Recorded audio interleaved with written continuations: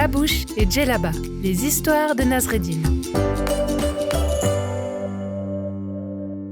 Tout a commencé cet après-midi-là.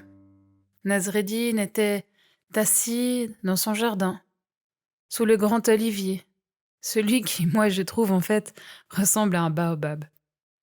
Enfin bref, il est là, assis, il a la tête entre les mains, il a des gros soucis, vraiment, très gros.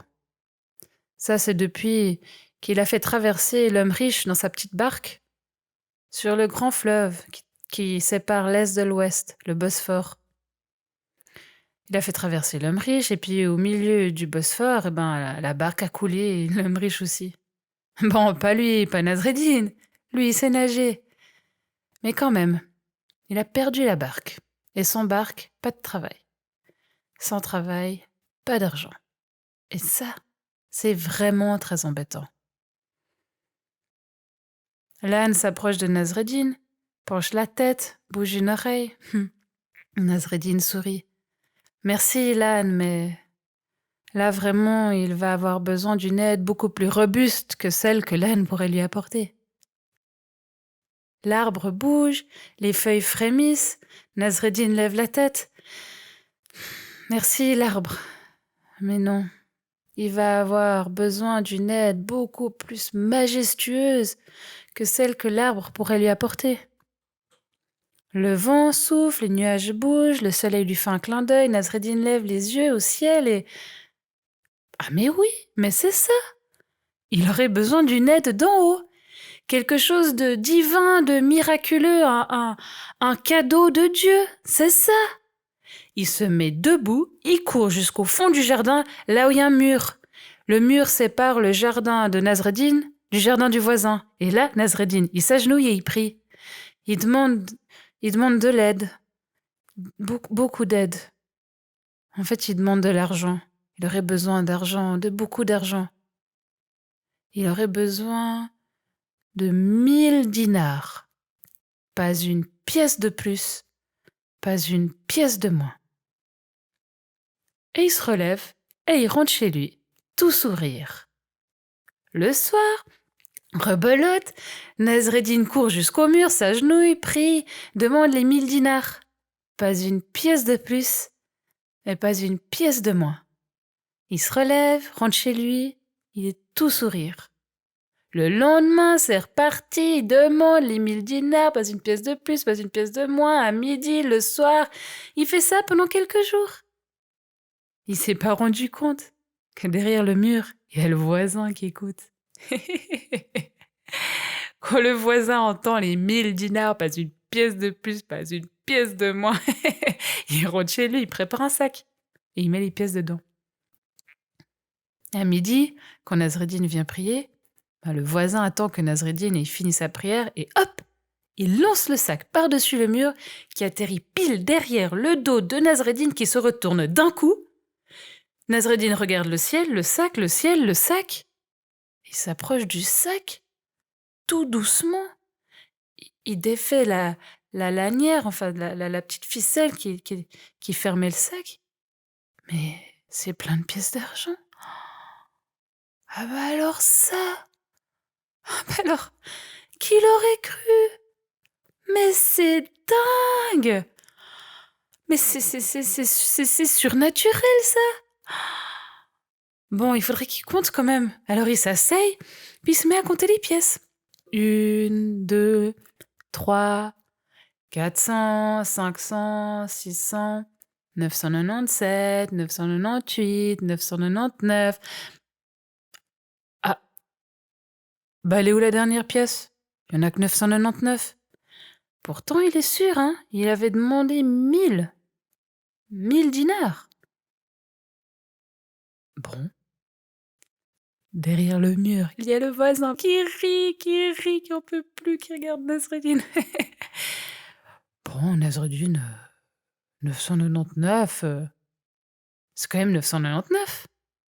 Il referme le sac, le prend comme ça sur son épaule et s'en va. Après tout, les voies de Dieu sont impénétrables.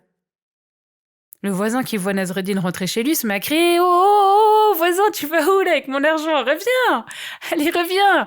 C'était une plaisanterie, c'était moi! Et voisin, pars pas! Nasreddin se retourne. Comment ça? Son argent? Mais pas du tout. Cet argent lui vient de Dieu. Mais non, dit voisin. Je t'ai fait une plaisanterie. Bon, un peu de mauvais goût, mais une plaisanterie quand même. Allez, rends-moi l'argent. Ah non, Nasreddin, il est très sérieux. Cet argent, ça vient de Dieu. Et on rigole pas avec les choses qui viennent de Dieu. Et puis, le voisin, il serait pas un petit peu jaloux par hasard, hein? Pour une fois que c'est lui, Nasreddin, qui reçoit quelque chose d'en haut.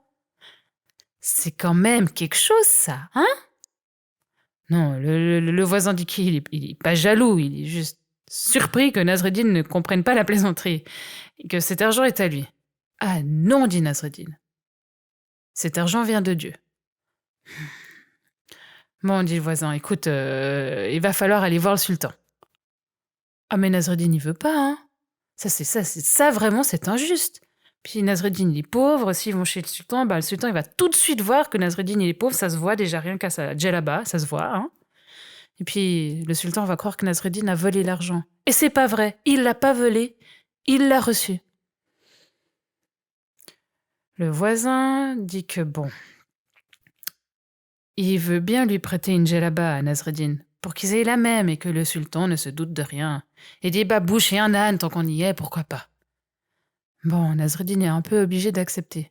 Bah ouais, c'était comme ça à l'époque, si on avait des soucis ou des discordes ou des choses à régler, on allait voir le sultan. Puis c'est lui qui décidait, qui choisissait, qui avait le dernier mot. Alors ils sont partis, les deux.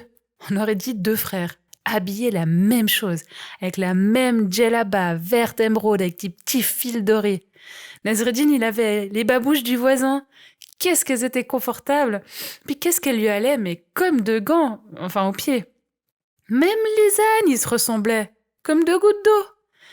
Et les deux hommes, ils rient, ils papotent, ils discutent, et puis ils mettent tellement de temps à aller chez le sultan que le soleil, il est déjà bas, bas dans le ciel. Il est tout au fond, à l'horizontale. Il fait chauffer le palais avec sa couleur flamboyante. Quand ils entrent dans le palais, Nasreddin et le voisin, ils voient les murs orange, comme si la pièce entière était en train de s'enflammer. Ils n'ont jamais vu ça. C'est d'un orange profond. Ils sont là et ils regardent les murs du palais. Bon, le sultan dit qu'on n'a pas que ça à faire, qu'il a faim, que ce sont les derniers de la journée, si vous voulez bien entrer et leur raconter leur histoire. Alors c'est le voisin qui avance, qui explique au sultan que bon voilà, Nasreddin, il faisait des prières matin, midi, soir, parce qu'il voulait 1000 dinars, enfin 1000 pièces d'argent, pas une pièce de plus, pas une pièce de moins, que le voisin, il avait trouvé ça tellement drôle que bon, il avait préparé un sac avec 999, puis il l'avait lancé par-dessus le mur, hein, pour rire comme ça. Enfin, c'était vraiment, vraiment une plaisanterie. Sauf que bon voilà, Nasreddin, il croit que ça vient de Dieu, il veut pas les lui rendre. Le sultan regarde Nasreddin, qui en fait est en train de hocher la tête. Puis ensuite de la secouer. Le sultan demande à Nasreddin s'il a quelque chose à dire. Nasreddin dit qu'il a rien à dire, que c'est toujours comme ça, que de toute façon, tout est au voisin. Même le mur entre les deux jardins, il est au voisin. Même la face du mur qui est du côté du jardin de Nasreddin, c'est au voisin. Mais même, il dit que même l'ombre de son mur est à lui. C'est vraiment ça? Le voisin commence à parler que oui, que si Nasreddin il a droit de l'ombre dans son jardin, c'est grâce au mur. Comme le mur il est à lui, l'ombre aussi, quoi. C'est comme ça. Faut arrêter de chipoter. Ouais, dit Nasreddin. En fait, il y a tout qui est à lui, tout le temps. Même cette djellaba, elle est à lui. Celle que je porte. Ah le voisin, il regarde Nasreddin, il commence à dire qu'évidemment que cette djellaba, elle est à lui, qu'il lui a prêté, qu'enfin il s'était mis d'accord, qu'il faut arrêter maintenant de faire ces histoires comme ça, là. Voyez, dit Nasreddin, tout est à lui, même les babouches. Même les babouches aux pieds sont à lui. Le voisin regarde Nasreddin, il est tout riche, il commence à hurler que oui, évidemment, que les babouches elles sont à lui, et puis la djellaba aussi, le voisin est quasiment en train de s'étrangler, en train de hurler que même l'âne est à lui, que ça suffit maintenant parce que tout est à lui. Voyez, dit Nasreddin, tout. Tout est à lui. Alors évidemment que si Dieu me donne un peu d'argent, c'est aussi à lui, hein. Le voisin est blanc, comme un linge. Il bouge plus, il parle plus. Le sultan dit qu'il voit. Il a bien compris le personnage du voisin. Pas simple, hein, les voisins comme ça, vraiment. Le sultan se lève, regarde Nasreddin droit dans les yeux. Nasreddin, tu gardes ce qui est à toi. Et si Dieu te fait un cadeau, eh bien tu le gardes.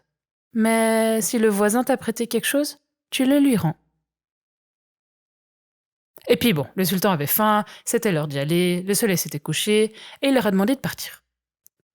Le voisin était encore plus pâle qu'avant. Ils rentrent les deux chez eux, sans dire un mot, sans se regarder, sans se dire au revoir. Puis voilà. En fait, au fond, c'est comme ça. C'est comme ça que Nasreddin, il a rendu, hein. Il a rendu. Les babouches, la djellaba verte émeraude avec des petits fils dorés. Il a rendu l'âne aussi. Mais les 999 pièces d'argent, ça, il les a gardées. Et maintenant, quand Nasreddin en a gros sur le cœur, ou qu'il a un très gros problème, ou qu'il a besoin d'aide, il court. Il court jusqu'au fond du jardin, là où il y a le mur. Il s'agenouille et il prie. Moi, je sais pas. Je sais pas si Dieu répond ou si Dieu ne répond pas.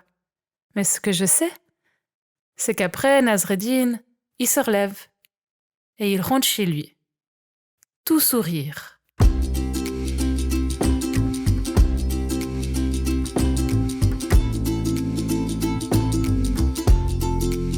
Babouche et Djellaba, les histoires de Nasreddin, racontées par Stéphanie Marche.